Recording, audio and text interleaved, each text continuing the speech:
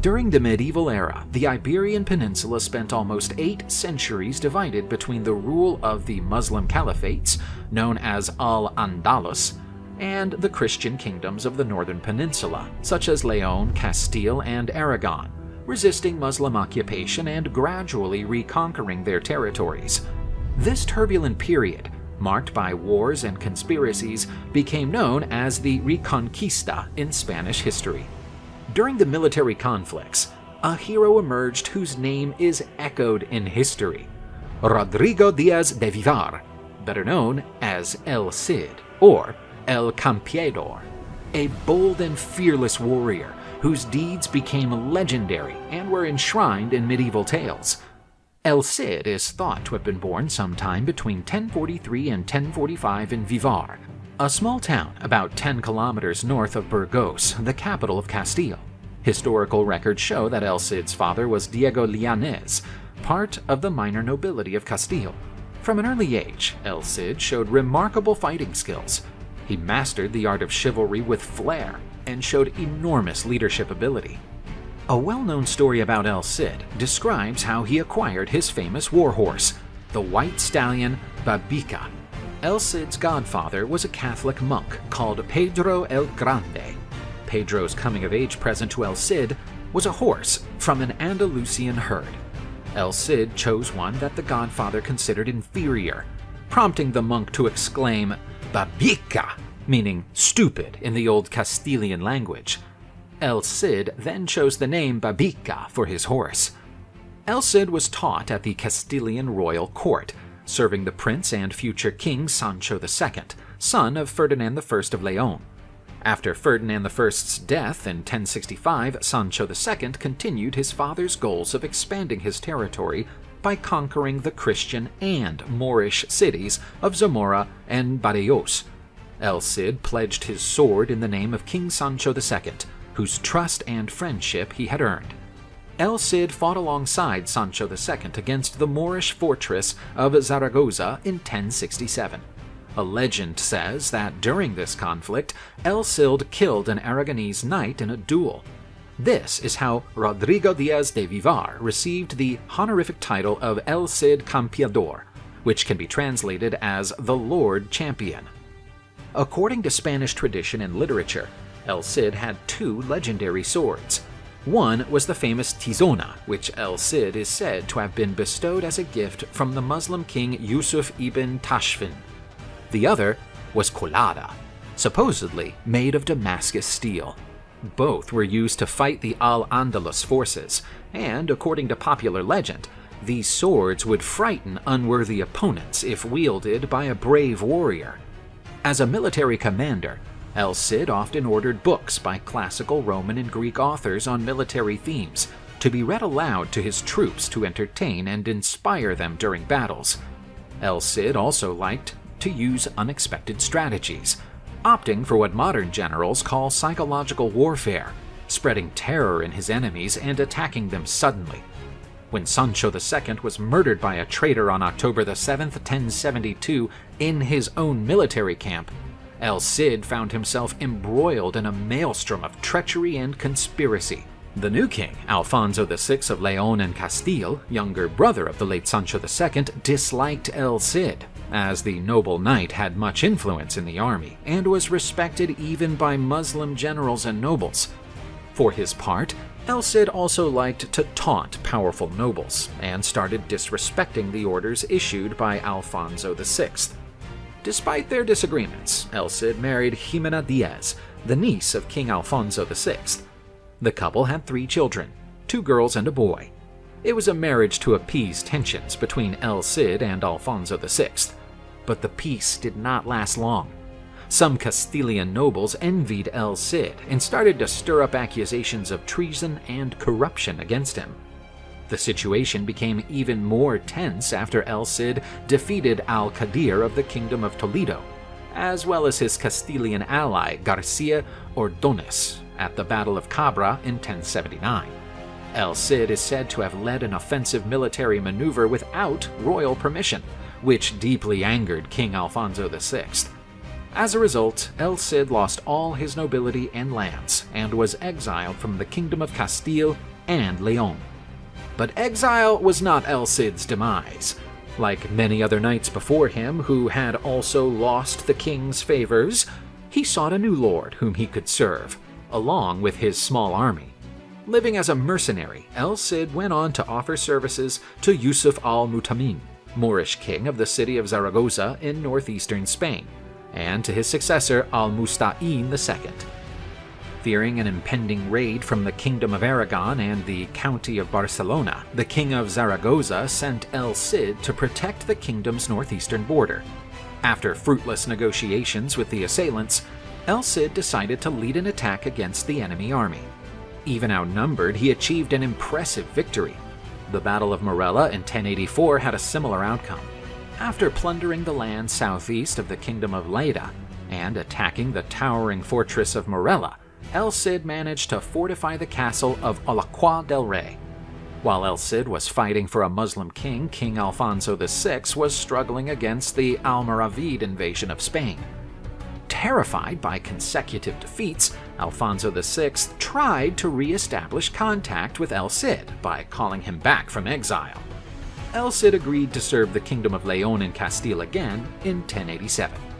El Cid went on to command a mixed Christian and Moorish army, attempting to create his own fiefdom in the Mediterranean coastal city of Valencia. After many years of siege, Valencia was conquered, and El Cid came to rule it, supposedly in the name of Alfonso VI. He had outright independence. The city was both Christian and Muslim. The two factions served in the army and government. But there was a new disagreement between El Cid and Alfonso VI when the Almoravid Emperor Yusuf ibn Tashufin of Morocco besieged the fortress of Aledo in the summer of 1088. Alfonso VI decided to promptly defend the fortress and ordered El Cid to join him in Villena so that the two armies could combine forces. For reasons unknown to this day, El Cid did not march to the king and ended up once again exiled from the Kingdom of Castile and Leon, with lands and goods confiscated. El Cid was pardoned once more and returned to Valencia in 1089, where he was again allowed to collect taxes in the capital and the surrounding villages. El Cid died at home in Valencia in 1099. His body lies in the center of Burgos's impressive cathedral.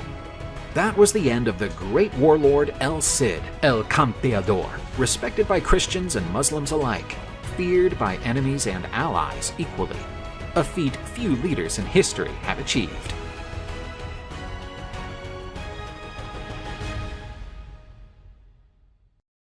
A legend was born in the quiet country of Lancashire in late 13th century Scotland as a boy came into the world.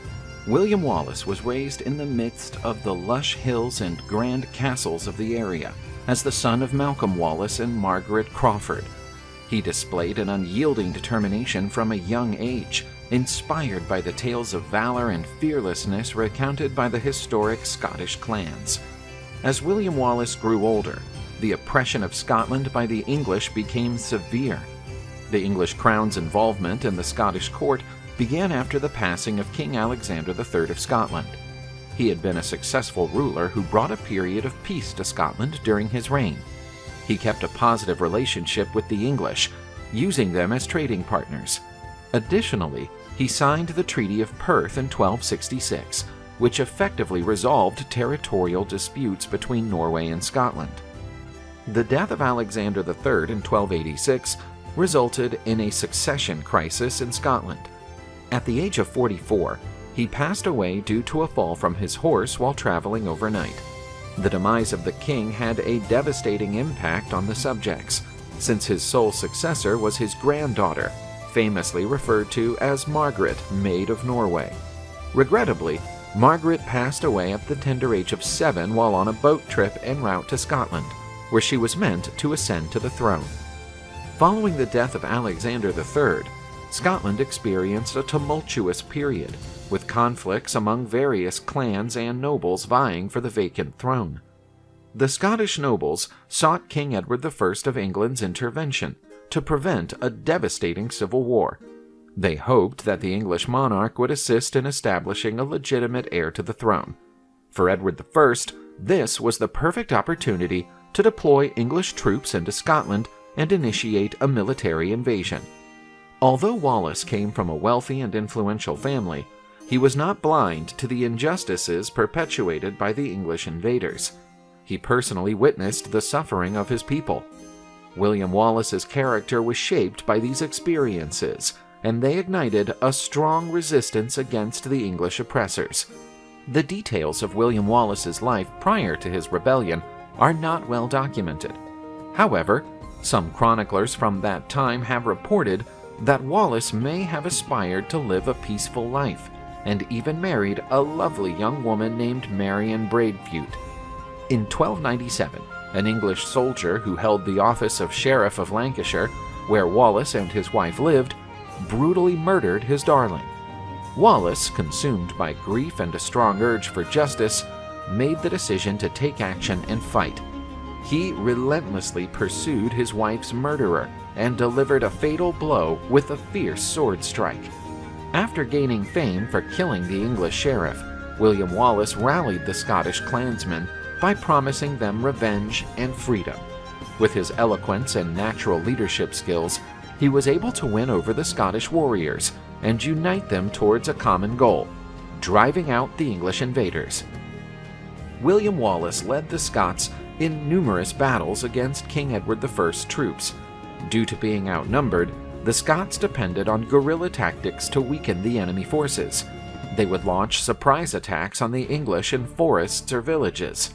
William Wallace's cause gained new supporters with each victory, resulting in the formation of a well-organized and respectable army that was unprecedented in Scottish history. The Battle of Stirling Bridge, fought on September 11, 1297, is a significant event in Scottish history. Wallace, followed by his faithful friend Andrew Moray, bravely led an army against a larger English force. The latter army, primarily composed of heavy infantry and cavalry, endeavored to cross the narrow bridge over the River Forth to confront the Scots. Wallace and his army chose a defensive strategy by positioning themselves on a nearby hill, which effectively blocked the passage across the bridge. The Scots launched a surprise attack when half of the English army had already crossed the bridge. Descending the hill, they caught the English in an adverse position. The heavy infantry of the English army found themselves trapped on the bridge, which hindered their ability to move effectively. Meanwhile, the Scottish archers and lancers opened attacks from the rear. During the Middle Ages, the English placed great reliance on their heavy cavalry, which was widely regarded as one of the most formidable and effective military units. The Scottish army successfully defended against it by implementing the Schiltron strategy, which involved Scottish rustic pikes. The English army sustained significant losses and ultimately disintegrated. The triumph of the Scots at Stirling Bridge dealt a major blow to the English and bolstered the reputation of William Wallace as the leader of the Scottish resistance. William Wallace and Andrew Moray were appointed as the guardians of Scotland. Their fame quickly spread throughout their land.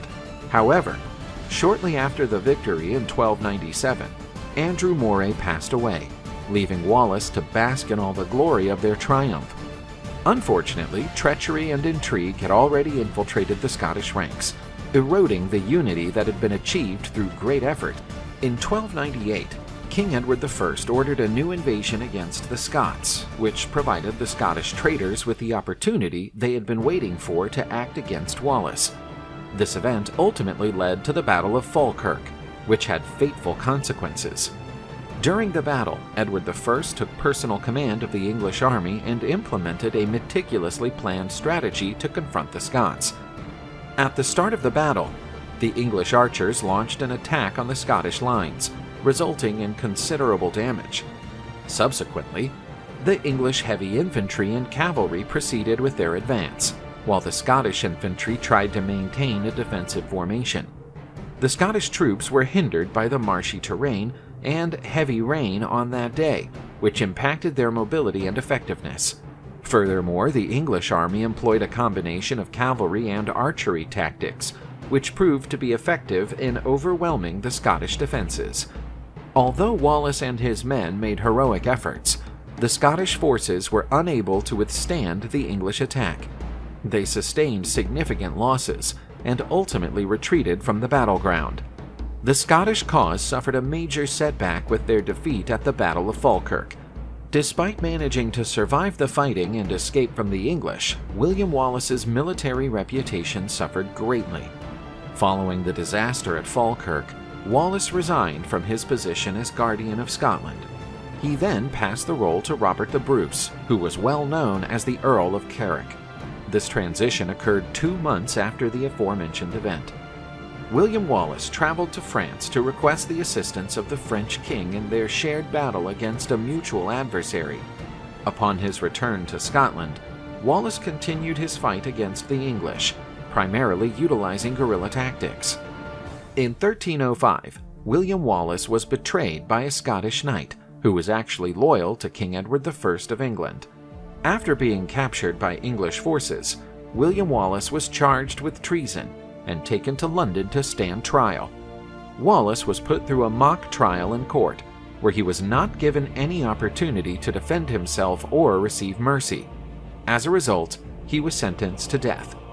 William Wallace maintained his pride and refused to pledge loyalty to the English king, even when faced with torture and the possibility of execution. On August 23, 1305, he faced death with dignity, fully aware that his sacrifice would serve as an inspiration for generations to come. Despite the fact that William Wallace was executed, his unwavering spirit was not extinguished by his death. His heroic persona has been immortalized in ballads, poems, and legends that have been handed down from one generation to the next.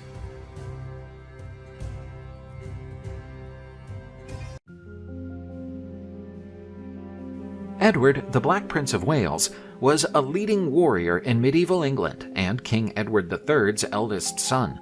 His military prowess and leadership were crucial during the 100 Years' War. His moniker, Black Prince, is traditionally ascribed to the distinctive black armor he wore in battle. Edward, as the first heir to the English throne to receive the title of Prince of Wales, set a precedent for future heirs to the British crown. Edward's childhood and youth were molded by the changing circumstances of his position as heir to the English throne and the political and military turmoil of his time. Edward was born on June 15, 1330, at Woodstock Palace, Oxfordshire. He was the eldest son of King Edward III of England and Queen Philippa of Hainault. When he was just 13 years old, Edward was crowned Prince of Wales in 1343. This was a landmark moment, cementing his position as heir apparent to the English throne. Being the youngest heir to English royalty, Edward was given an education suited to his position. He was taught the arts, literature, and sciences, as well as military and leadership skills. While Edward was growing up, the famous 100 Years' War was underway, a protracted clash between England and France from 1337 to 1453. Edward was introduced to the realities of war even in his youth. At 16, he was participating actively in military campaigns, among them the famous 1346 Battle of Crecy, where he showed remarkable bravery and tactical expertise. King Edward III positioned his army in 3 divisions on a hillside. The Black Prince was assigned command of the Central Division, a substantial responsibility for a young man of his age. The Black Prince's division encountered heavy pressure from the French cavalry during the battle. Yet, due to the soldiers' discipline and the effectiveness of the English archers, they managed to ward off the attacks. As the battle reached its most crucial moment, when the odds were stacked against the Black Prince, Edward III, his father, was urged to send reinforcements to save the prince. The king refused, however, hoping that his son would gain experience in battle and prove his worth. Although outnumbered, Prince Edward survived, and in the end, the English won the battle. The Black Prince's leadership role as a commander and warrior established his reputation as a worthy military leader. Following the victory at the 1346 Battle of Crécy, King Edward III of England directed his efforts towards Calais, an important French port city and fortress on the English Channel. Capturing Calais would be a key strategic move, as it would provide England with a foothold on the continent and an entry point for future campaigns in France. The Siege of Calais ran from September 1346 to August 1347, and Edward the Black Prince had a fundamental hand to play during the siege. To avoid a direct storming, which would have caused heavy casualties for the English, Edward III chose a prolonged siege, expecting the city to surrender due to hunger and shortages. The Black Prince and other commanders took part in the daily operations of the siege, guaranteeing that no aid reached the besieged city. Once Calais surrendered, the city continued under English control for more than 2 centuries, until 1558. The Battle of Winchelsea was a naval engagement on August 29, 1350, between an English fleet commanded by King Edward III and a Castilian fleet. This was one of many maritime scuffles between England and Spain during the 100 Years' War. Edward the Black Prince joined his father on the naval expedition. The English fleet, consisting of around 50 ships, set sail from Sandwich to cut off the Castilians. The English faced a 40-ship Castilian fleet in the battle. The Castilians were renowned for their naval warfare abilities, as their ships were taller and better fortified. Nonetheless, the English resorted to audacious tactics, boarding the Castilian ships and engaging in hand-to-hand combat. The battle ultimately ended in a decisive triumph for the English. They took several Castilian ships and sank many others. The Battle of Winchelsea proved the English Navy's resolve and ability to protect its trade routes and coastlines. It also provided an opportunity for the Black Prince to prove his bravery and military abilities in a naval context, rather than on the land battlefield. About a decade after the Battle of Crécy, the Battle of Poitiers took place on September 19, 1356. The Black Prince headed an army across southwest France, plundering and seizing territory. The drive climaxed with the battle near Poitiers, where the English were up against a significantly larger French army led by King John II of France. Coming at a crucial point in the battle, when the French were running amok, the Black Prince took the daring decision to mount a counterattack. This caught the French off guard and sparked the collapse of their army. Among the most notable consequences of the battle was the capture of King John II of France. A monarch caught in battle was a rare occurrence and gave the British a great political and ransom edge. Edward the Black Prince's marriage is especially remarkable in medieval history due to his union with Joan of Kent, otherwise known as the Fair Maiden of Kent. Joan came from a noble lineage, being the Black Prince's cousin and known for her outstanding beauty. The marriage was apparently a union of love and mutual respect, something rather unusual for the noble marriages of the time, which were often agreed for political or territorial reasons. Following remarkable military successes, especially at the battles of Crécy and Poitiers, he was appointed by his father as Prince of Aquitaine and Gascony in 1362. The Black Prince's presence and actions in Aquitaine were a crucial part of the 100 Years' War and his military and administrative career. Aquitaine was a sprawling region in southwest France and was a point of contention between the English and French for generations. The Black Prince's rule was not always smooth. He encountered resistance from some segments of the local nobility, who were loyal to the French crown or resented English authority. The Aquitaine noblemen, upset by the high taxation, took their complaints to Charles V, King of France. Taking this as an excuse and alleging that the Black Prince had not fulfilled his feudal obligations, Charles V announced that the English territories in France would be seized. This rekindled the armed conflict between France and England. Edward's constant military campaigns politics, and illness severely affected his health. He returned to England in 1371, resigning his position in Aquitaine. Edward the Black Prince died on June 8, 1376, aged 45. Edward's passing marked the end of an era for medieval England. He was a highly charismatic figure and a gifted military leader, whose deeds and actions had a lasting impact on the history of England and Europe. The world was consumed by the commotion of battle. The Holy War had been declared. Thousands of warriors joined the Crusades in the name of their faith or their own interests. Many left their homes and traveled a long distance to fight for control of the Holy Land. In Jerusalem, the Order of Knights Templar fought to maintain the territories conquered by the Crusader armies and protect the passage of Christian pilgrims. German knights came together from the far north, further increasing the number of Crusader warriors. The battles against the Saracen armies were deeply violent. Many Crusaders ended up badly wounded. In order to respond to the need to provide urgent medical care, cavalry orders, specialized in the treatment of injuries and illnesses, were created. The Order of Knights Hospitaller made every effort to fulfill its duty and serve as many people as possible. But the number of people in need was much greater than the medical units could handle. The Knights of the North ended up without medical care, many times even without basic first aid, because the Knights Hospitaller gave preference to the warriors of France and England.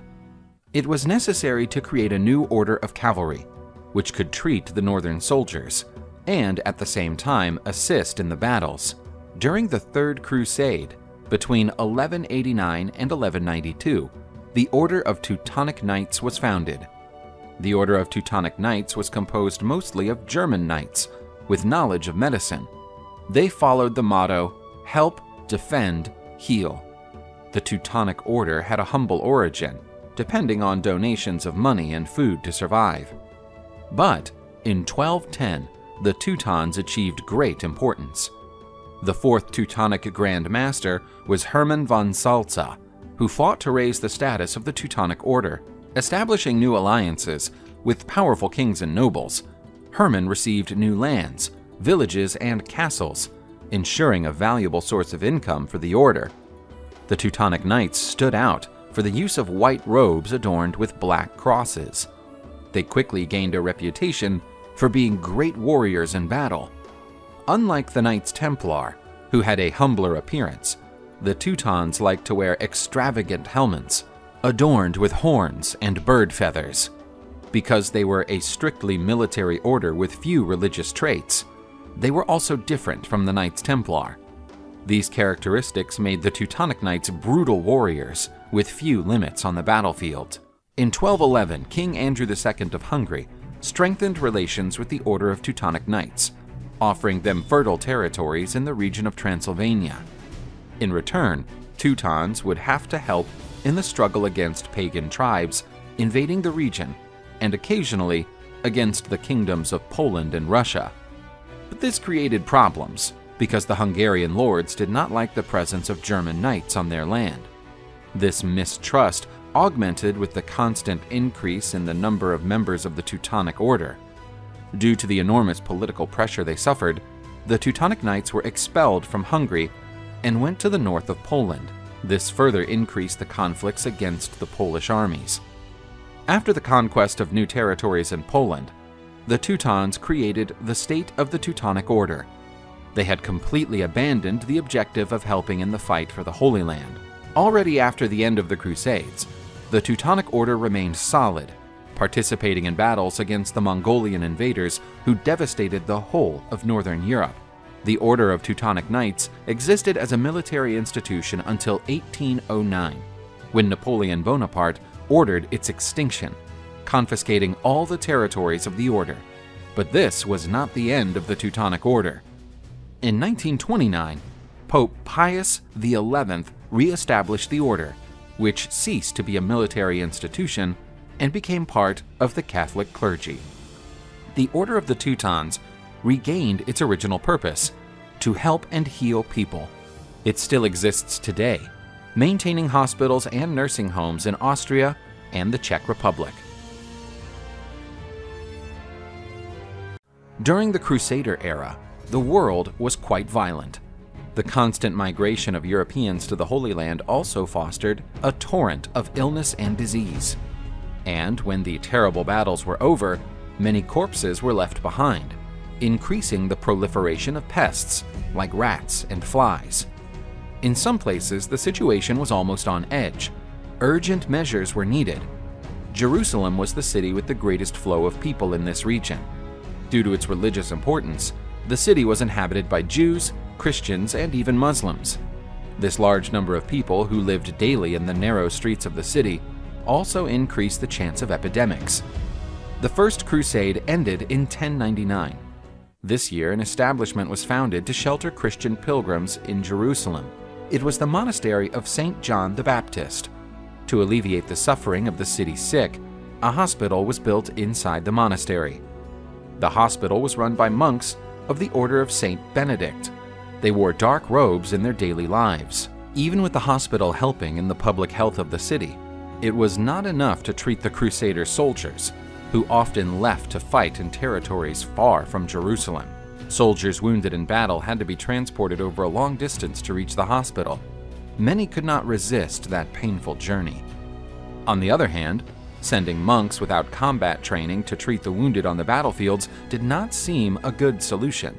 It was there that Gerard Thome, one of the most important members of the monastery of St. John the Baptist, founded the Sovereign Military Order of Malta, also known as the Order of the Knights Hospitaller. The monastery of St. John became the official headquarters of the Knights Hospitaller. There, the young recruits of the order studied and learned not only the art of combat, but also the art of medicine.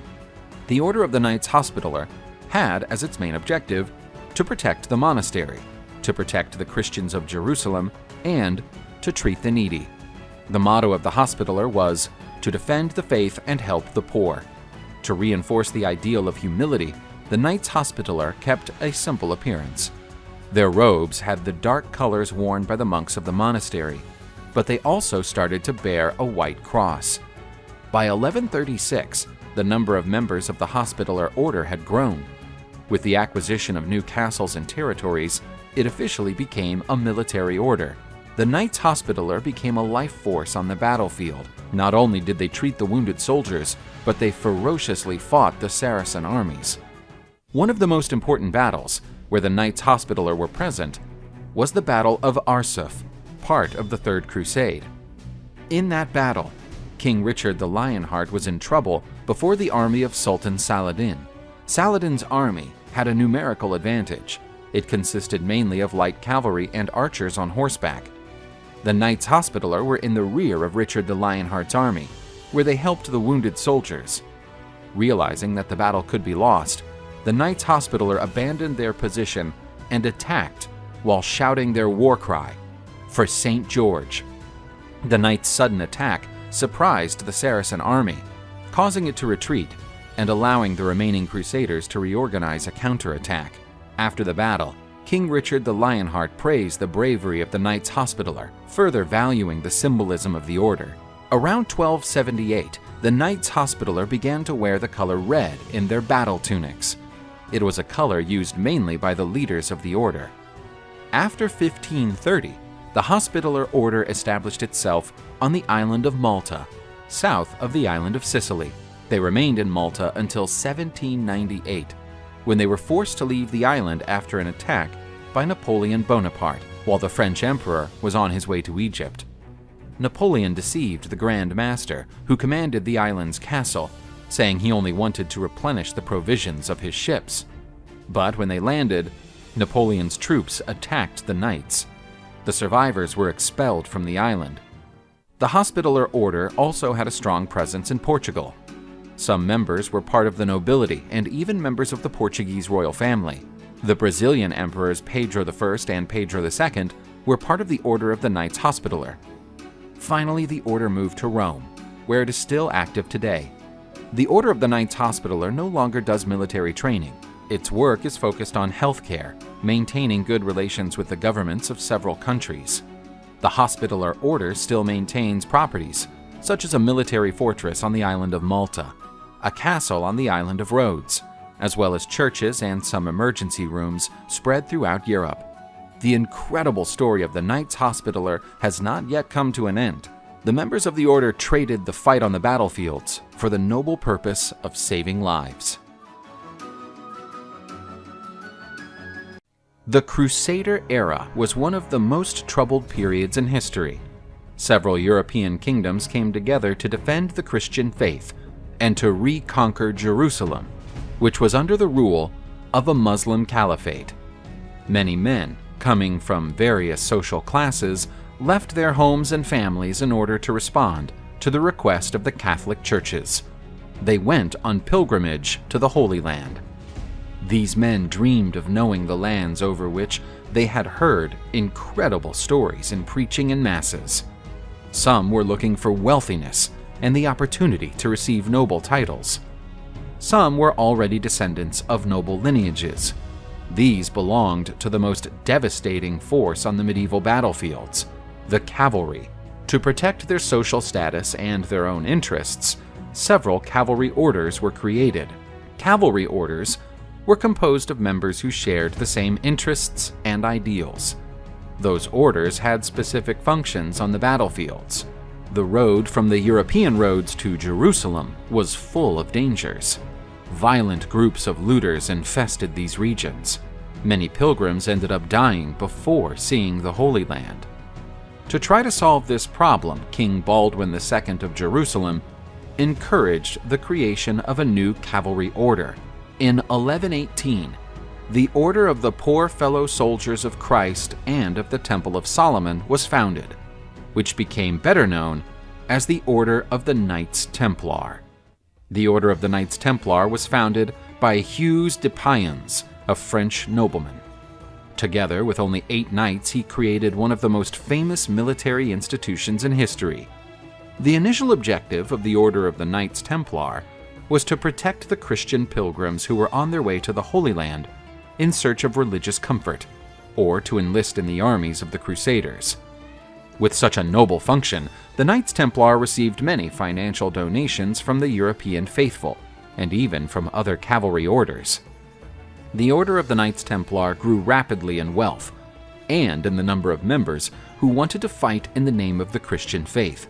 The Knights Templar amassed immense fame and prestige.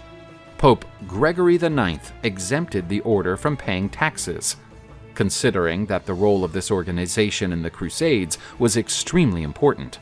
Because they were not obliged to pay taxes to the church and the crown, the Order of the Knights Templar accumulated wealth without equal. On the battlefield, the Templars used chainmail protection. Often that protection went from the feet to the head. They also used strong helmets and a wide, heavy sword, capable of causing damage even when it lost its cutting edge. The Templars were easily recognized in battle by their white robes, adorned with red crosses. They were the most feared group of knights in the Crusades. For all its fame, the Order of the Knights Templar was never numerous. At its peak, it had about 400 members. Against enemy armies, it was almost always outnumbered. The religious fervor and loyalty to the order of which they were part motivated the Knights Templar to organize almost suicidal attacks, causing terror while they advanced fearlessly towards death through the enemy lines. When they were not in battle, the knights were ordered to lead a humble and modest life, similar to the lifestyle of Catholic monks. They had a strict code of conduct that they would have to follow in their daily lives. Among the rules, they avoided eating meat on Wednesdays, spent many hours in prayer and asking for clemency for the use of violence, kept their vows of chastity, and they were forbidden from eating the meat of their battle horses, even if the animal died of natural causes. Members of the order would also have to share the same bowl during meals and receive the same amount of food and wine, regardless of their status. The Templars were also forbidden to hug or kiss any woman on the lips or on the cheek, even if that person was their own mother. This ideal of poverty was represented in the famous image of 2 riders riding the same horse, a sign of humility and rejection of one's pride. The Knights Templar Order would also have to give a new opportunity to the knights who had been excommunicated by the Catholic Church. The excommunicated knights would receive another chance to satisfy the divine will if they accepted the dogmas and virtues of the Knights Templar. In this way, they could participate again in the social circles of Christians. In the Templar Order, there were different hierarchies. Members who proved their worth could reach new positions, such as treasurer, who took care of finances, or master of weapons to train new recruits. Each cavalry order was commanded by its leaders, usually members of the high nobility. The Order of the Knights Templar was commanded by a nobleman who held the title of Master of the Temple of Jerusalem. With the accumulation of victories in the fight against the Saracens, many of these leaders nurtured new ambitions. Some cavalry orders became political rivals. There were frequent debates about who had the right to keep the conquered lands and receive their taxes. The Templars were supposed to be obedient to the church only, but in some cases they acted on their own ambition, attacking caravans and even Muslim villages in search of objects of value. The Templars achieved many victories against the Saracen armies, but in 1187, the Battle of Hattin occurred. In that battle, a great army of crusaders, followed by Knights Templar, faced the Saracen troops commanded by Saladin. The battle was chaotic and brutal. The Crusaders were defeated and lost the city of Jerusalem. That event weakened the prestige of many cavalry orders. The wealth of the Knights Templar was so great that they began to lend money to kings and religious leaders throughout Europe. As they charged no interest for their loans, they were well regarded by many lords and feudal lords. Commerce was another valuable source of Templar income. They sold goods produced on the various lands under their control, such as wheat and barley. The Order of the Knights Templar established itself as a banking entity. Some kings and popes deposited their money in the vaults of the Knights Templar, knowing that their money would be safe under the protection of the poor Knights of Christ. One of the kings who regularly borrowed from the Templars was Philip IV of France. Without being able to pay debts, Philip IV created alliances with other noblemen and with Pope Clement V to overthrow the Knights Templar Order and confiscate all its wealth. The plan worked. The respected Knights Templar were accused of heretical crimes against the holiness of the Church.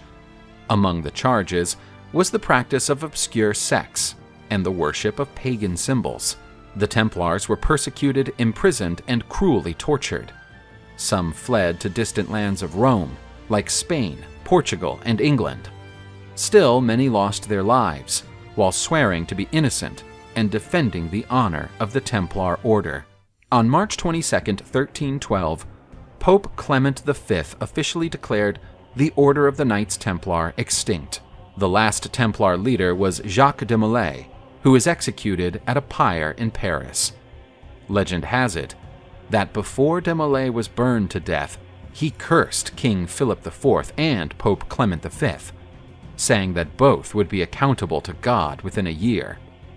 And yes, the king and the pope lost their lives within a year. The remains of the sordid King Philip IV were stored at Poissy Convent. The site was then struck by lightning, which set fire to the convent, along with the remains of King Philip IV. There are many stories and legends about the Knights Templar Order. Most of its treasure was never found. It is still wanted these days. In antiquity, it was believed that the Knights Templars had found the Holy Grail chalice used by Jesus Christ at the Last Supper. In their secret vaults, they also kept the famous Ark of the Covenant, where the tablets of the Ten Commandments were, among other sacred relics. It is also believed that the remaining members of the Templars created Freemasonry, preserving its secrets under the mantle of a new secret fellowship. However, Freemasonry was created only 400 years after the fall of the Knights Templar, making it difficult to connect with the original order of the Knights Templar. In 2007, the Vatican acknowledged the injustice committed against the Order of the Knights Templar, absolving them of charges of witchcraft and other heretical practices against the Catholic Church. The history of the Knights Templar is a great example of the enormous power of faith in an ideal, and as greed can lead a king to commit acts of treason. The Templars will always be remembered in our history with admiration and reverence.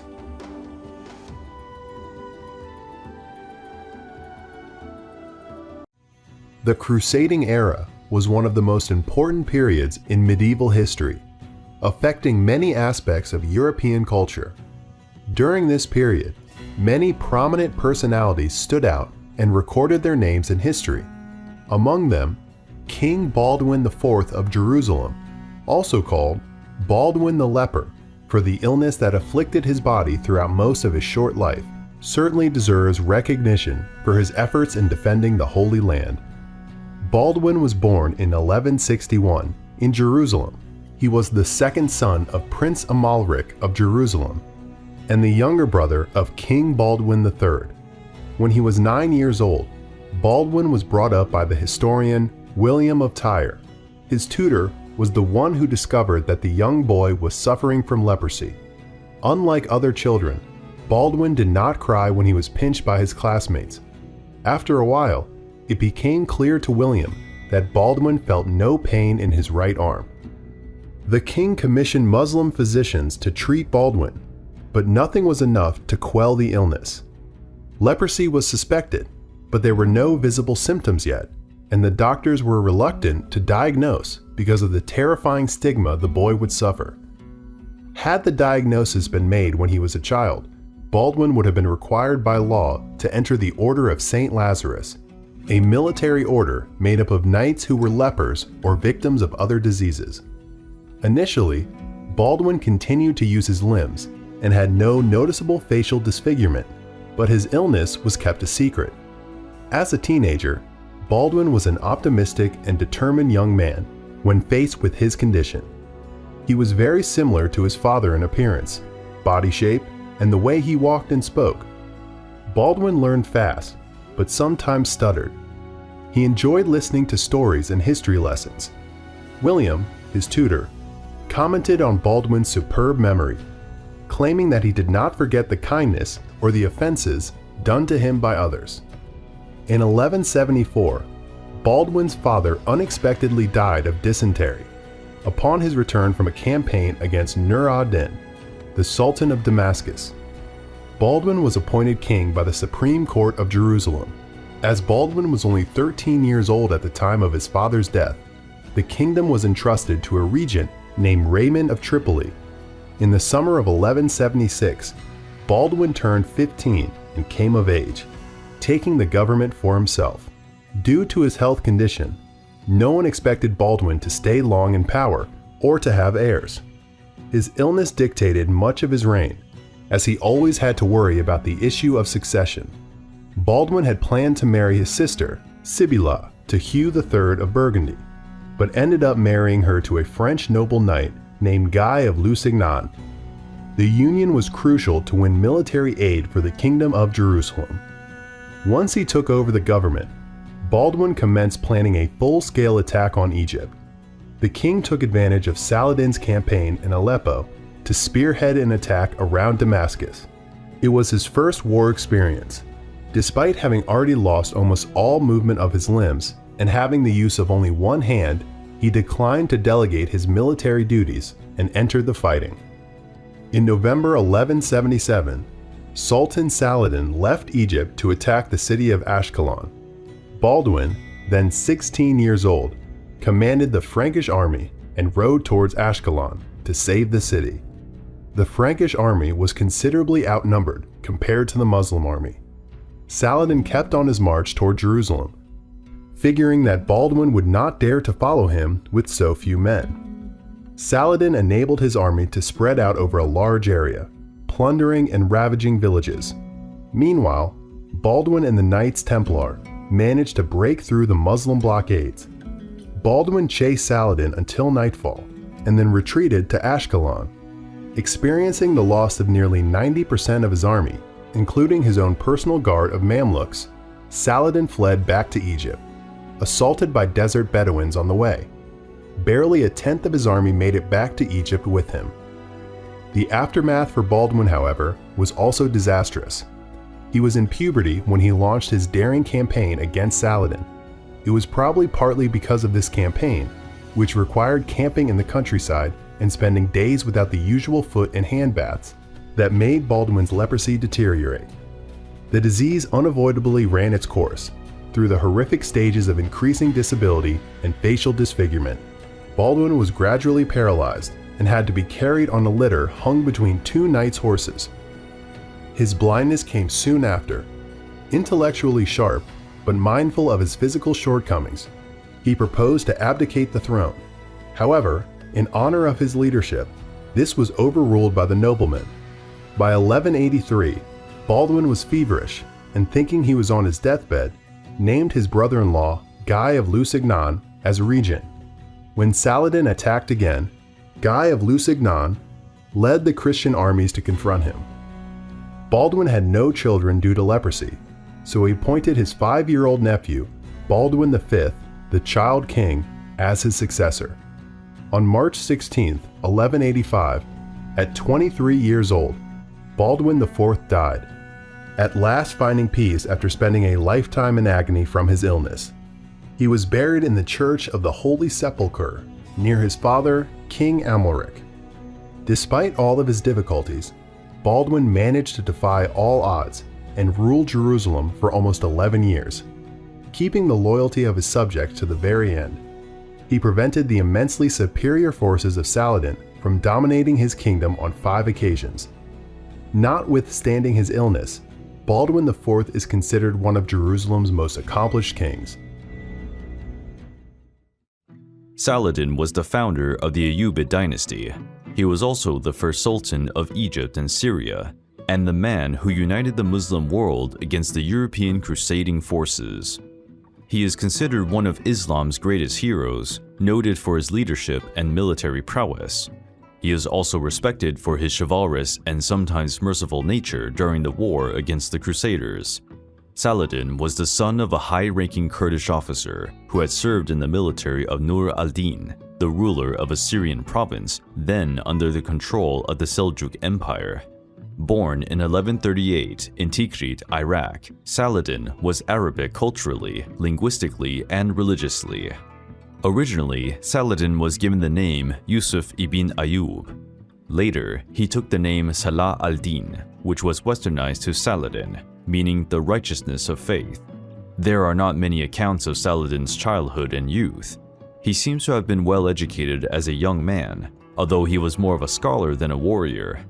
After growing up in the city of Damascus and rising through the military ranks, young Saladin joined an army commanded by his uncle and took part in a military expedition in Egypt to prevent Crusader control of land.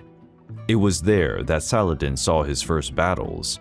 Saladin's uncle died 2 months later. In March 1169, Saladin, age 31, was chosen to succeed him in command of Nur al-Din's forces in Egypt.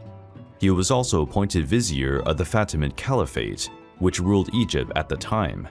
Upon the death of the last Fatimid Caliph in 1171, Saladin became governor of Egypt and started to reduce the power and influence of Shiite Islam by re-establishing a Sunni regime. For the next 18 years, Saladin secured his total authority over Egypt. As time passed, his 2 main rivals, King Amalric of Jerusalem and his former suzerain, Nur al-Din, died. Saladin invaded and conquered Syria in 1174 and was proclaimed Sultan of Egypt and Syria. This title would be bestowed on him for the rest of his life, also founding a new Islamic dynasty that would rule most of Western Asia for the next century.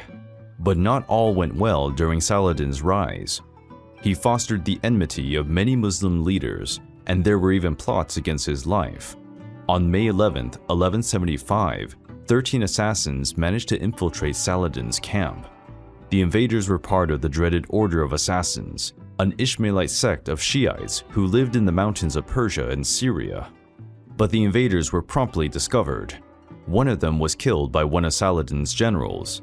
The others were put to death while trying to escape. The following year, there was another assassination attempt. Saladin survived thanks to his armor, which protected him from a dagger aimed at his heart. Initially, Saladin responded to these attacks by besieging the city of Masyaf, where he believed the assassins' hideout to be. Later, Saladin sought to form an alliance with Rashid Sinan, the leader of the assassins, also known as the Old Man of the Mountain.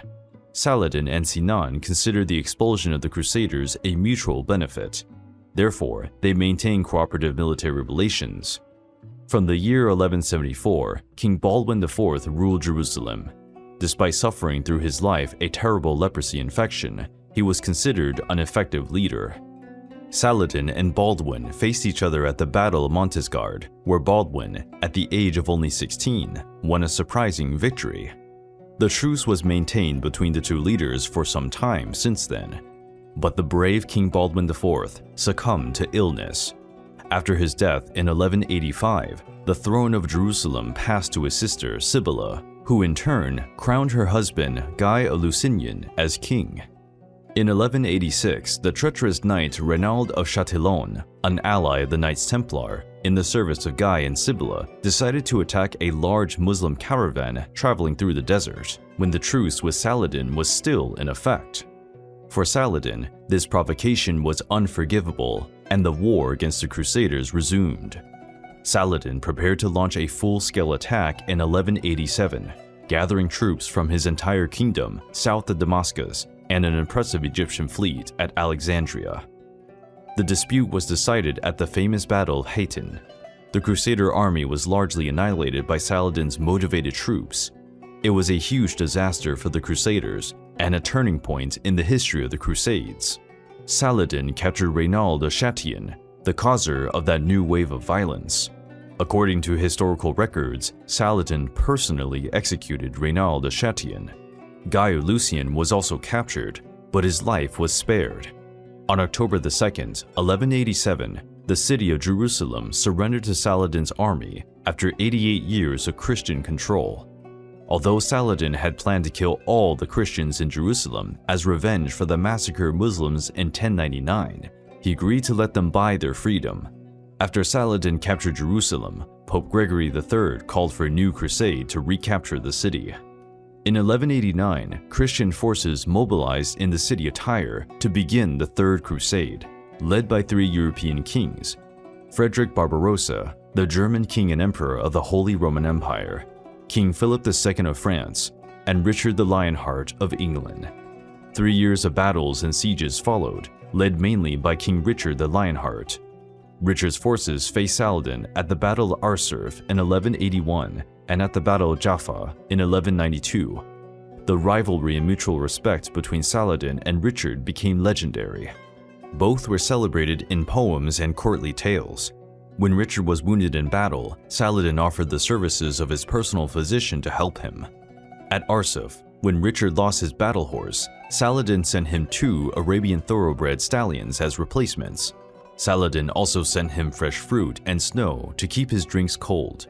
For his part, Richard suggested to Saladin the marriage between the Englishman's sister and the Arab's brother, and Jerusalem would be the wedding gift. The two reached an agreement about Jerusalem in the Treaty of Ramla in 1192. The city would remain under Muslim control, but would be open to pilgrimages by unarmed Christians. However, the several years of battles and constant pressure of having to lead the Holy War against the Crusaders began to affect Saladin's health. By early 1193, he was suffering from severe fatigue. Fever and illness caused him to be under constant attention from doctors. A few months later, in March 1193, Saladin died peacefully in bed in his royal palace in Damascus. Saladin passed away relatively young, around the age of 56. At the time of his death, he had donated much of his personal wealth to subjects and charities, leaving in the royal treasury an insufficient amount to pay for his funeral. The coalition of Muslim states assembled by Saladin broke up after his death, but his descendants in the Ayyubid dynasty continued to rule Egypt and Syria for several generations. The English king, Richard I, more commonly known by the honorific epithet of Richard the Lionheart, was one of the most famous kings in history. His courage, military capabilities, and attractive personality made Richard I an almost legendary figure, considered by many to be the best king of England during the medieval period.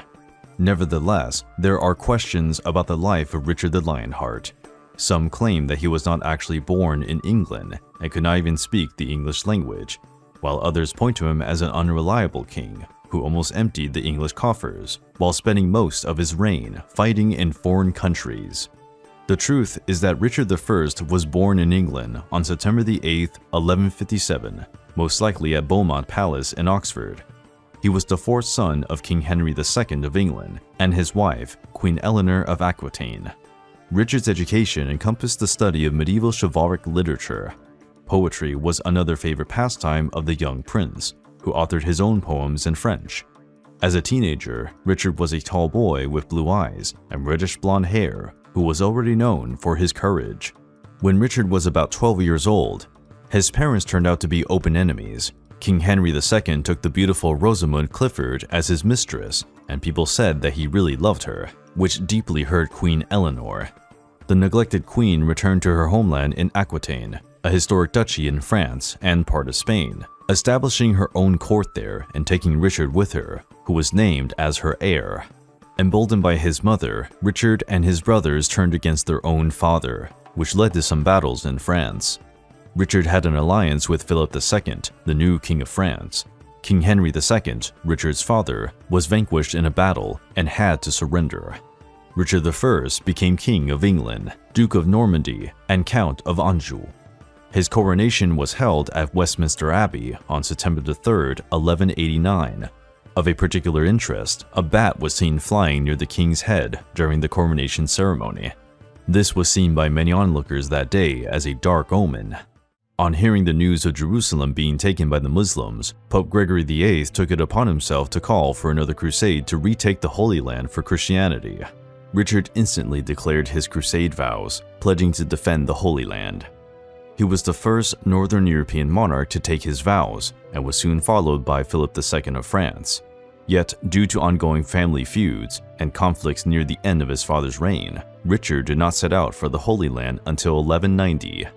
As young men, Richard I and Philip II became extremely close friends, leading to rumors about the nature of their relationship. The two shared a bed on a few occasions, but it is believed this was a political gesture to prove the trust between the two, a relatively widespread practice in the Middle Ages. Richard and Philip went on the Third Crusade together, but it was not only because of the friendship between the two monarchs. This was largely because they were both suspicious of each other, afraid that their peer would usurp their territories while abroad. Richard, who had not been seen on English soil since childhood, emptied his kingdom's coffers for his mission. He even made an arrangement with William I, King of Scotland, giving him full feudal autonomy in exchange for money. For a monarch who spent most of his reign outside of England, he could barely speak English, and who imprudently sent the kingdom's wealth on foreign campaigns, Richard was oddly admired by his contemporary subjects. The English contingent arrived at the city of Acre in the Holy Land in 1191, but Richard the Lionheart's reputation apparently preceded him. On July the 11th, the Muslim defenders handed the city back to the Christian army. Richard I, Philip II, and Leopold V of Austria, leader of the German Crusade contingent, disagreed over the allocation of their victory spoils. During the argument, Richard insulted Leopold, an action that would have dreadful consequences for him in the future. The Christian army started to rebuild the city of Acre, while Saladin collected funds to pay the prisoners' ransoms. However, Richard grew impatient while waiting for Saladin to pay the full ransom amount and execute 2,700 Muslim prisoners. As a result, Saladin executed all the Christian prisoners in his camp. This tragedy is known as the Massacre of Ayadia. Following this, the Crusader army marched south, and Saladin's army followed. They finally met in the well-known Battle of Arsurf on September 7, 1191. The Crusader victory at Arsurf was pivotal to the fall of Jaffa 2 months later. Notwithstanding his efforts, Richard was ultimately unsuccessful in capturing Jerusalem. It was at this time that he was notified that his younger brother, John, was trying to usurp his throne in England. Although the battles were brutal, Richard the Lionheart and Saladin developed a mutual respect. The two leaders sent letters and gifts back and forth, and repeatedly sought to agree on the terms of a peace treaty. Finally, Richard reached a treaty with Saladin, in which the city of Jerusalem would continue under Muslim rule, but would be open to unarmed Christian pilgrims. Therefore, the Third Crusade officially ended on October 9, 1192, when Richard sailed back to England. However, Richard's journey was interrupted when his ship sank, and he was taken prisoner by Duke Leopold of Austria, whom Richard had harshly insulted at the beginning of the Third Crusade. Richard was locked up in Dürnstein Castle in Lower Austria, and England was forced to pay a hefty ransom to free him. Richard was then transferred as a prisoner to Henry VI, the Emperor of the Holy Roman Empire, and held captive at Trifles Castle in Germany until he was released in February 1194. While still captive, Richard's younger brother, John, plotted with Philip II of France in an unsuccessful attempt to take the English throne. The resulting war between the two siblings was primarily a matter of sieges and controlling strategically important castles, such as Nottingham and Windsor Castle. But John was ultimately defeated. Richard forgave his brother for his inflated ambition and even appointed him as successor to smooth things over in England. After a brief time in England, Richard spent much of his time on military campaign in France, defending his lands against his former ally, King Philip II of France. The two became estranged when Richard refused to marry Philip's sister, even though they had been betrothed for 20 years. Meanwhile, Richard had married Berengaria of Navarra, a marriage arrangement made by Richard's mother. Berengaria would become the only reigning English queen to never set foot in her own kingdom. In March 1199, Richard the Lionheart was in Limousin, in west-central France, attempting to suppress a revolt by Viscount Aymar V of Limoges. Richard laid siege to Château de Jaloux-Jabrol, but the worst was yet to come. On March 26, Richard was shot in the shoulder by an arrow fired from a crossbow. According to reports, in the heat of battle, Richard tried to pull the arrow out with his bare hands, but it broke off, exposing the iron points inside the wound, which grew infected and gangrenous. On April 6, 1199, Richard the Lionheart died at age 41, while in the arms of his mother, Queen Eleanor of Aquitaine. After his death, myths about Richard I continued to spread. His bold actions and the deference of soldiers to him were praised by many contemporary writers. Having already shown his bravery as a determined enemy of the Saracens and defender of Christianity, as well as a poet, Richard was the highly idealized model of the medieval knight. Despite his excessive spending, Richard defended his kingdom and territories, and, before his death, recovered some of the English wealth by promoting jousting tournaments. Throughout his reign, Richard the Lionheart spent few months in England, and much of his life was spent on the battlefields and alongside soldiers. But his name is still celebrated as one of England's finest kings, and his life story continues to serve as an inspiration to this day. Despite being popularly known as the Dark Ages, the Middle Ages was a period of great breakthroughs in many fields. War equipment had great breakthroughs in this period. Today, we will look at the list of the most famous weapons and equipment of the Middle Ages.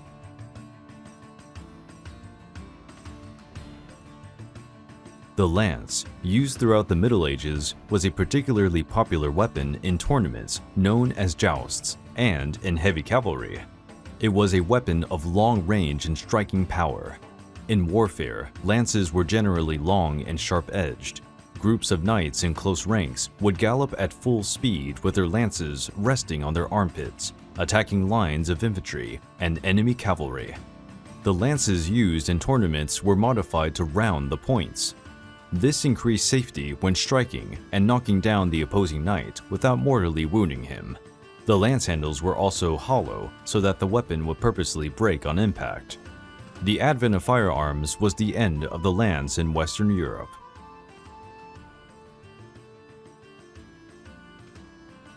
Crossbows played a significant role in the wars fought in medieval Europe and East Asia.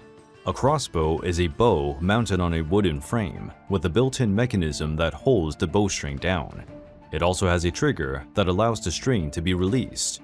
The first crossbows were invented in ancient China and changed the role of projectiles. Unlike the bow, which required considerable training, physical strength, and skill, the crossbow was simple, cheap to produce, and physically undemanding. It was the perfect weapon for a group of conscript soldiers. On average, a crossbowman could make 2 or 3 shots per minute, with a range of up to 360 meters. Although it was slow and heavy to carry, the crossbow was a highly valuable weapon on the battlefield in the late medieval ages.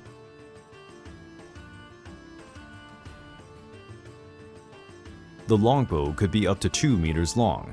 It was used in hunting and warfare. Longbows were used by the English against the French king during the 100 Years' War, particularly in the battles of Crécy and Poitiers, and later in the Battle of Agincourt. Longbows were allowed to have only one piece of wood, making them relatively easy and quick to manufacture. The preferred material of construction was yew wood. Longbows were difficult to master, requiring intensive training that could cause bone deformities in the users' bodies. The longbow continued to be present on the battlefield until the French began using cannons. However, it survived as a weapon of war in England until it was replaced by firearms.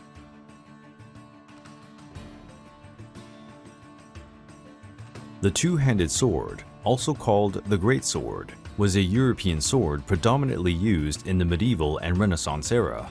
As a powerful and versatile weapon, the two-handed sword could be used to cut, pierce, and block strikes. This sword was usually held in combat with both hands, although some lighter models could be wielded with one hand.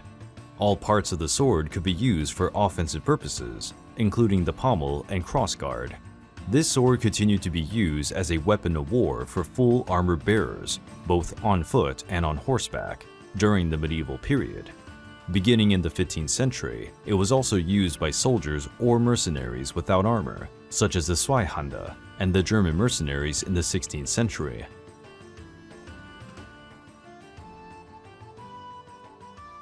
The mace was one of the most popular weapons in medieval times. It was constructed with a heavy head attached to a wooden or metal handle. Throughout history, the mace head came to be made of stone, copper, bronze, iron, and steel. The mace's striking force was great enough to cause damage without having to penetrate the armor. Because it was simple and cheap to make, this weapon was common among peasant rebels, who sought to gain an advantage against knights in armor. In the Bayeux tapestry, maces were depicted as a weapon used by the Normans. This piece shows the events leading up to the Battle of Hastings and the Norman conquest of England. The maces of infantry soldiers were generally quite short, between 60 and 90 centimeters, while those of knights were longer and suitable for blows on horseback.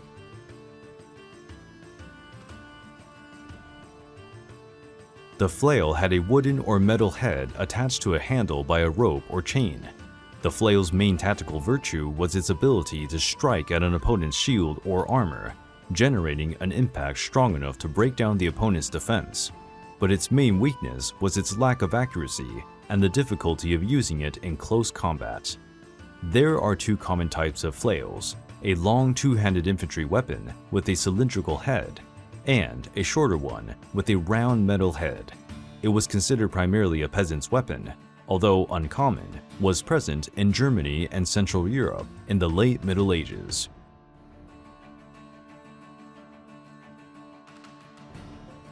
The glaive is one of the most feared rod weapons in European history.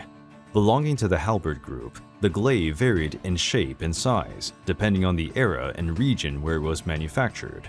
The weapon consisted of a single-edged blade attached to a wooden staff. Occasionally, glaive blades were forged with a small hook on the back to better grip enemy riders and pull them off their horse. It is believed that the glaive was born in Wales and remained a national weapon until the late 15th century. Glaives were used by knights and infantrymen to knock down and maim enemies at a distance, but was not very effective in close combat.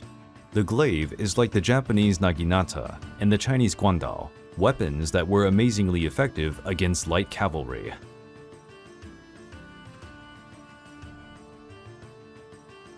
The trebuchet was a siege weapon, considered the most powerful in the Middle Ages.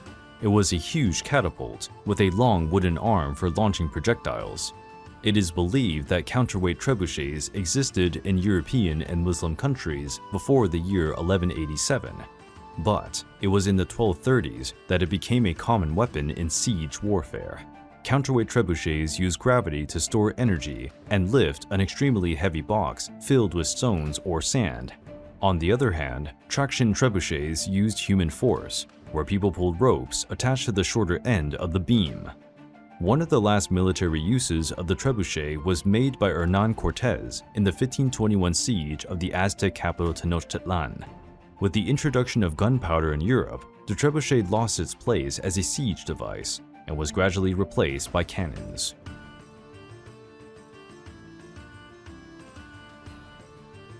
Plate armor is a historical body armor composed of bronze, iron, or steel plates. It is one of the most iconic pieces of equipment from the medieval period, especially in the 100 Years' War. The cost of a complete suit of high-quality armor was enormous.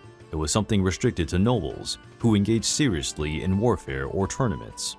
The production of armor was a lucrative and widespread activity during the Middle Ages and Renaissance.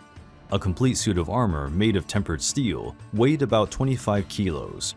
The wearer remained highly agile and could jump, run, and move freely, while the weight of the armor was spread over the entire body. The plate armor was amazingly effective against sword blows. It could also protect the wearer against spear blows and allowed for a decent defense against arrows and crossbow bolts.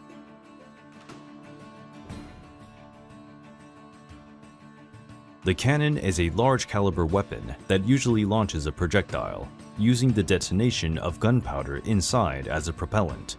The first recorded European battle where cannons were used was the Battle of Crécy in 1346, where they helped the English defeat a French and Genoese army. The first cannons fired stone balls, but from the 15th century on, they began to fire cast iron balls. One of the most important uses of cannons in the Middle Ages was during the siege of Constantinople in 1453, when the Ottoman Sultan Muhammad II deployed 62 cannons on the battlefield. In the 15th century, large batteries of cannons came into greater use. The days of static siege warfare ended, as no fortification could withstand a barrage of cannon fire for long. The medieval period spanned almost a millennium, continuing to inhabit people's imaginations to this day. For many centuries, thousands of kings took their seats on thrones all over Europe. Many have been forgotten by history, but some have made their names immortal. We are going to list today the most famous European monarchs of the Middle Ages. Charlemagne, king of the Franks, was the first major king of the Middle Ages during the 8th and 9th centuries. He unified most of the kingdoms of Central Europe under his rule. Territories that today belong to France, Germany, the Netherlands, Belgium, and part of Italy were entirely dispersed until the arrival of the monarch, who would establish the Holy Roman Empire in 800. Charlemagne was an outstanding leader. His accomplishments on the battlefield had inspired many legends about him. He waged savage crusades against the Germanic pagans, forcibly converting the Germanic lands to Christianity. Apart from having won great military conquests, his reign was also noteworthy for the administrative and legislative efficiency of the territories under his rule. The emperor was also a supporter of classic culture, and was therefore a great patron of the arts and education.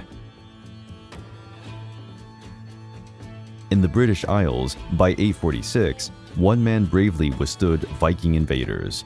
His name was Alfred of Wessex, who would become known as Alfred the Great. In spite of his frail health and limited physical strength, he was known for his intelligence and determination.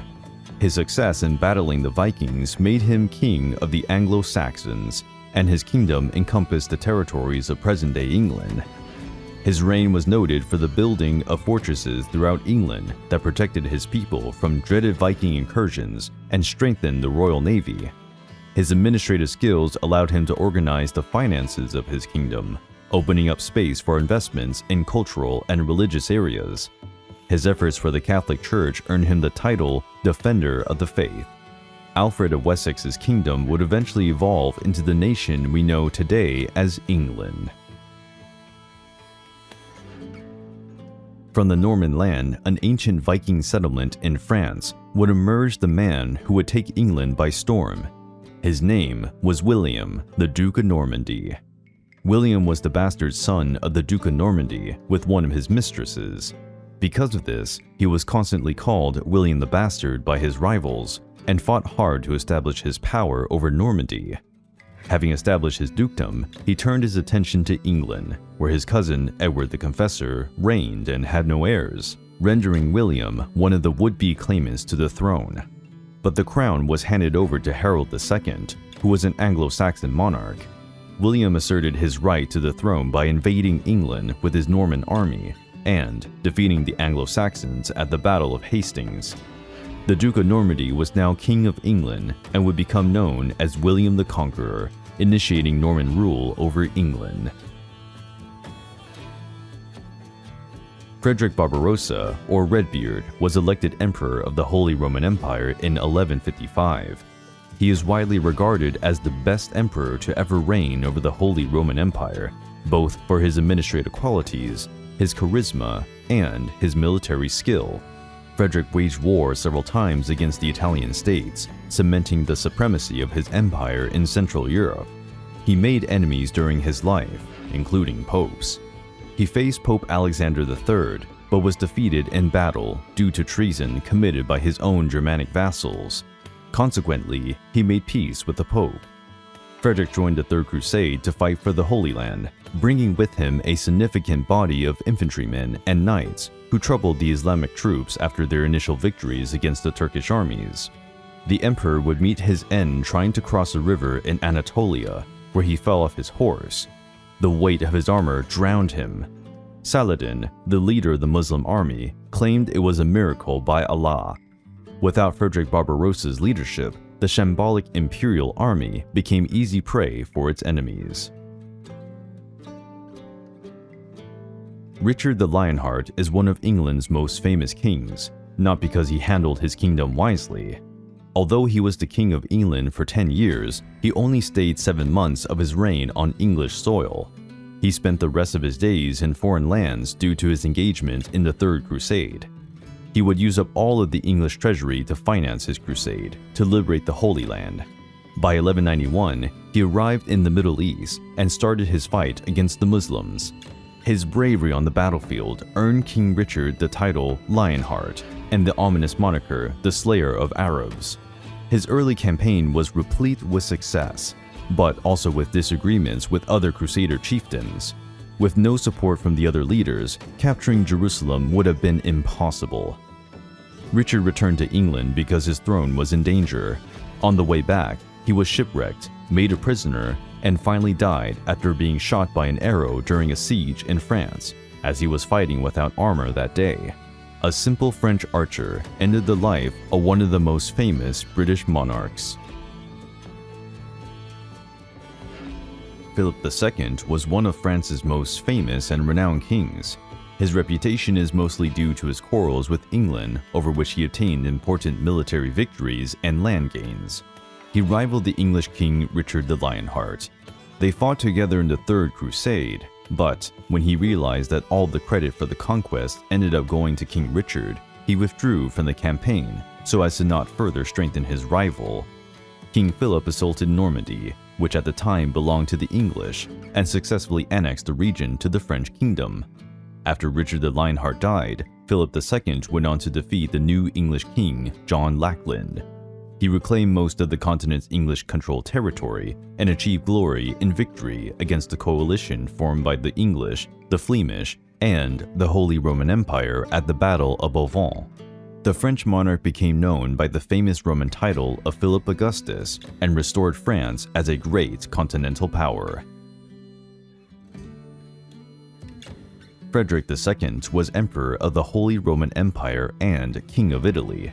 He was renowned as the most cultured man of his time and enacted major reforms in his empire, as well as promoting the arts and sciences. Like Frederick Barbarossa, Frederick II struggled mightily to preserve his rule over Italy and had Pope Innocent IV as a rival. Frederick participated in the Sixth Crusade, but not before he was excommunicated by Pope Gregory IX for his tardiness in sending his army into conflict. This excommunication was revoked after the imperial army was deployed, but Frederick opted to negotiate rather than fight, reaching an agreement with Saladin's nephew, assuring his dominion over Jerusalem, Bethlehem, Nazareth, and Sidon. In exchange, the Muslims would be granted freedom of worship and a 10-year truce. Henry V was a young English monarch whose life was more like a William Shakespeare play. That is why the English author did not hesitate to portray the young monarch in his historical plays about British sovereigns. In his youth, Henry V was noted for his defiance, often frequenting establishments of shady morals. However, upon sitting on the throne, the young man took on his duties responsibly, as royal dignity required. But Henry would go down in history after his campaign against the French royal household. That would peak at the Battle of Agincourt, where the king commanded the worn-out English army, composed of archers, against the massive and formidable French cavalry. The English archers would go down in history by crushing the famous French cavalry. Henry made peace by marrying the French princess Catherine of Valois, so King Charles VI of France would acknowledge him as an heir. Upon his death, Henry would inherit the French crown. Nevertheless, Henry died prematurely, and his son, Henry VI, lost all the territories and rights conquered by his father in his French campaign.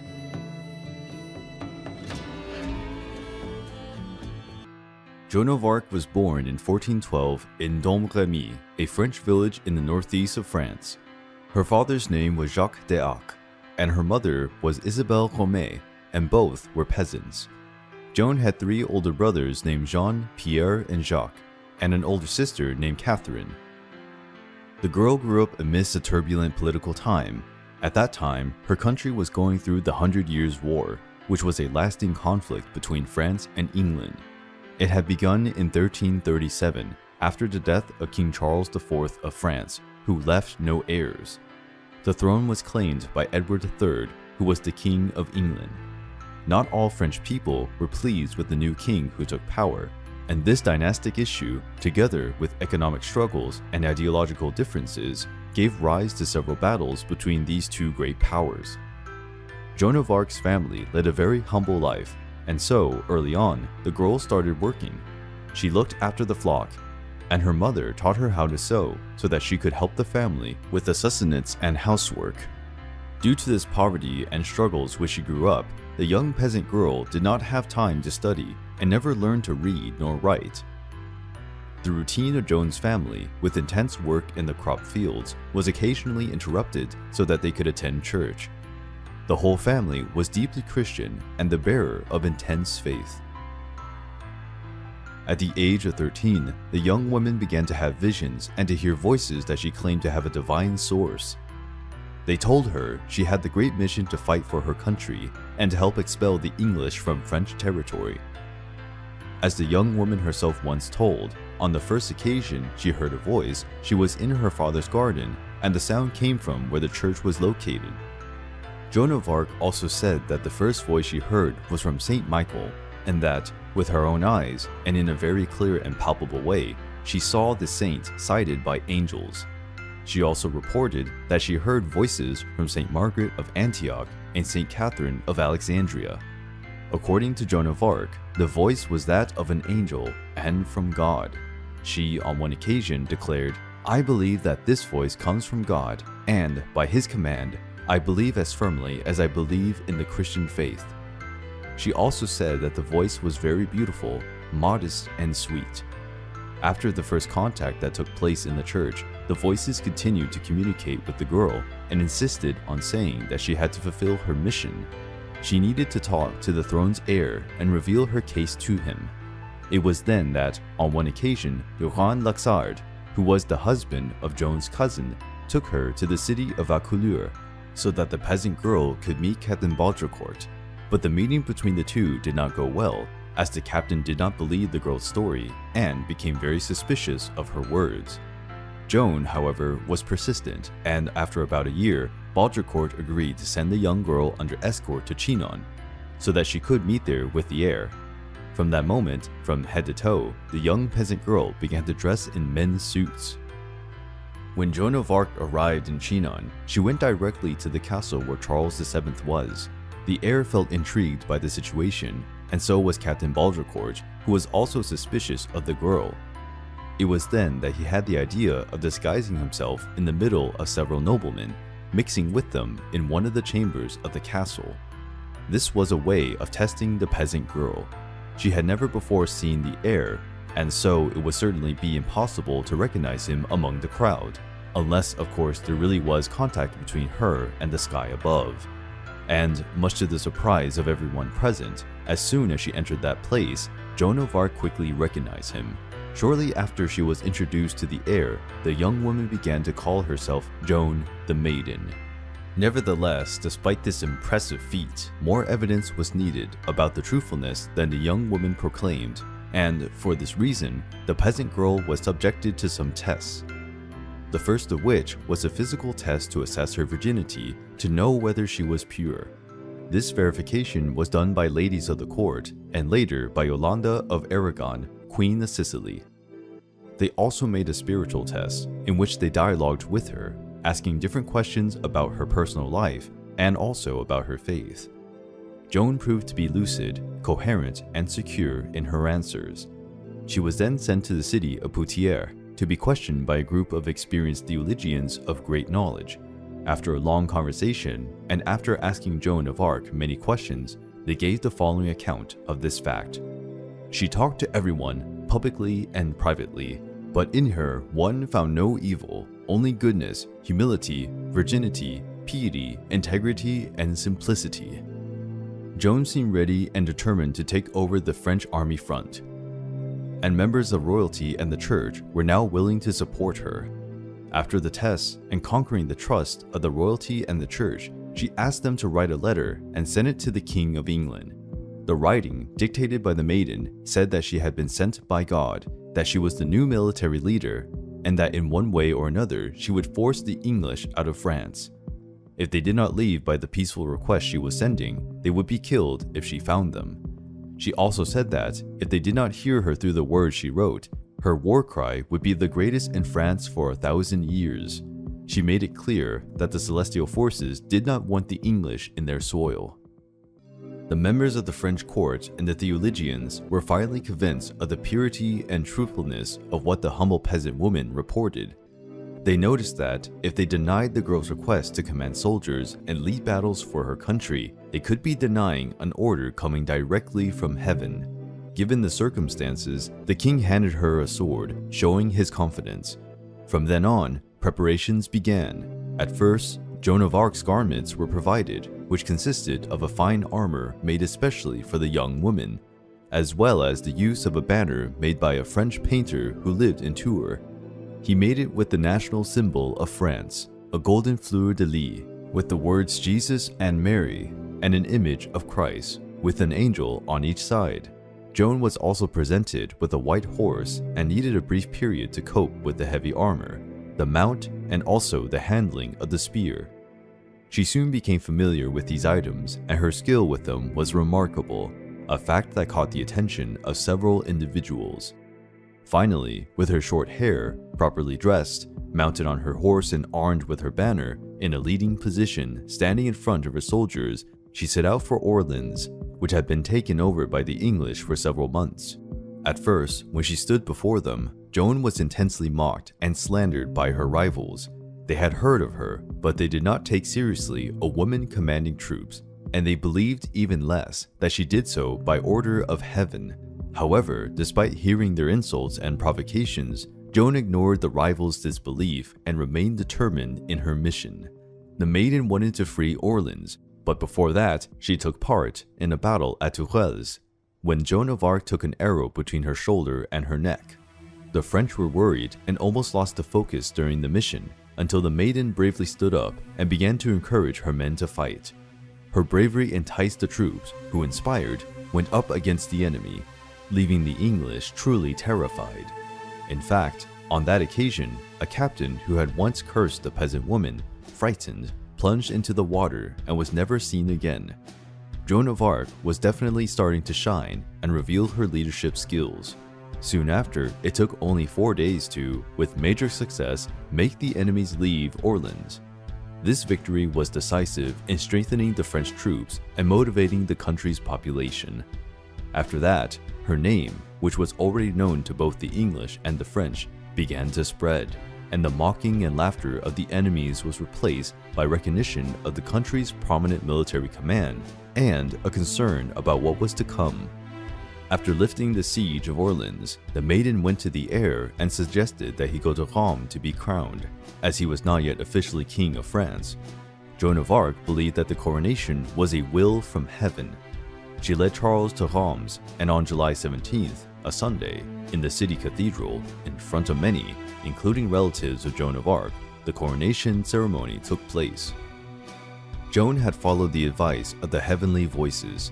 She liberated Orleans, collaborated in the crowning of the heir, and, in addition to those achievements, she also won and stood out in several other conflicts, such as that of Meung, Jargeau, Beaugency, and Patouille. With so many important achievements, the peasant heroic was consolidating herself more and more as someone who really had a special and great destiny ahead. Nevertheless, Joan of Arc's life was about to take a tragic turn. Joan of Arc had accomplished the mission ordered by the heavenly voices. In front of the French army, she freed Orleans and guided the heir to be crowned in Rome.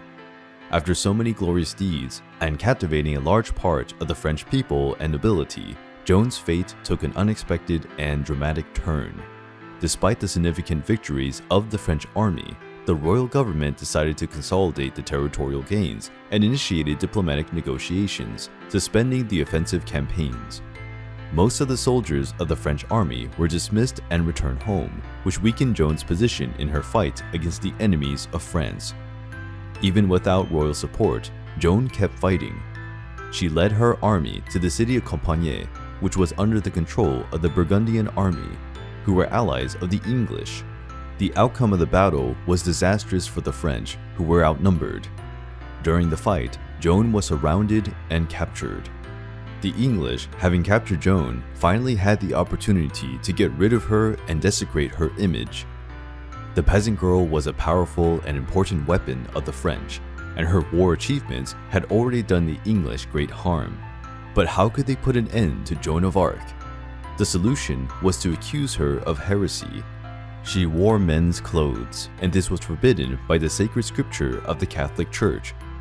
Moreover, she listened to voices, which might well have a diabolical source.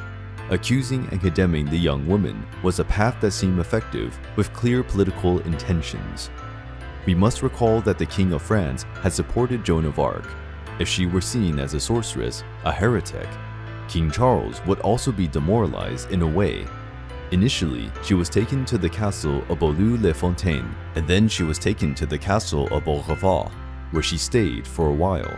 Finally, when she was taken to the city of Rhône in northwest France, where her sentence would take place, under Bishop Pierre Cachon, a man loyal to the King of England. There, she was imprisoned in a deeply uncomfortable, dark, and humid cell in the Rhône castle. Joan of Arc knew that her fate would suffer, one way or another, and that she would experience difficult moments. It was painful to have fallen into the hands of her adversaries. This capture was painful to her, and an interesting fact is that Joan of Arc tried to escape from prison twice but failed. Her process began on January the 9th. The day before her trial began, she said she would like to attend Mass, but the bishop refused her request. Throughout the process, Joan also asked that the Pope be made aware of her case. This request was promptly denied by those responsible for her trial. The interrogation took place in both court and in the prisoner's cell. Throughout her trial, Joan showed herself to be courageous, determined, brave, and having a deep and unwavering faith.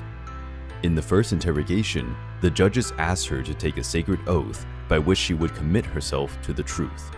Joan of Arc promptly showed a lack of interest in taking this sacred oath. She said that she might not answer all the questions that would be asked. She would willingly talk about her life as a peasant and her family, but would keep the divine revelations that she had received in secrecy, believing that she was not allowed to talk about it. Finally, after insistence from those responsible for the interrogation, she took the oath, but made her position clear again.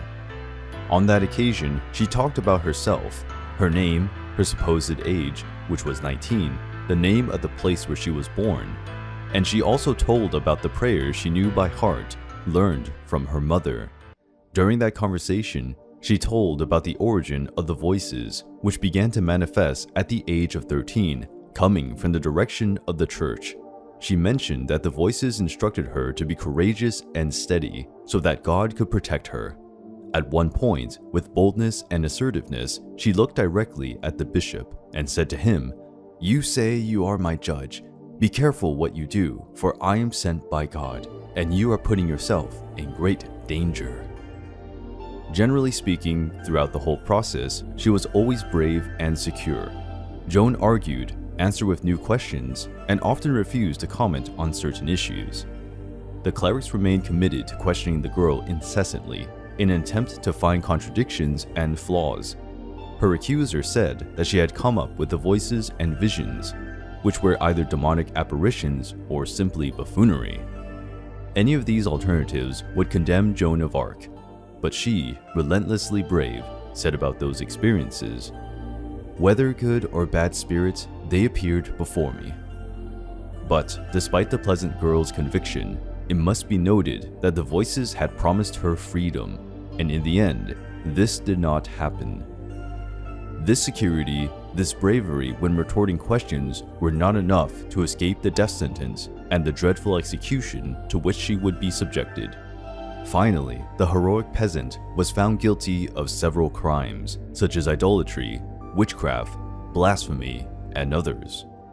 Joan of Arc was condemned to be burned alive in the old market square in Rouen. On the day of her execution, she was taken to the spot at 8 o'clock in the morning and was dressed in a tunic. When she arrived, she was put in front of the fire and stayed there until Pierre Cauchon made a last speech about the young woman, declaring the reasons for which she was accused and why she was convicted. Then, Cauchon pronounced Joan of Arc's final sentence. She was taken to a pole on which she was tied and set ablaze. The flames went up, hit the girl's lower limbs, and soon spread to the rest of her body. Those who witnessed her death tell that, as she became engulfed in flames, she repeatedly and desperately shouted the name of Jesus. She repeated it until her very last breath. A large share of the population was moved by the death of the young woman. After the flames were extinguished, Joan's body was displayed to the public, and then set the body on fire again until it was turned to ashes. They say that her ashes were thrown into the river Seine to avoid turning her grave into a place of worship and pilgrimage. And that was the end of the young French hero.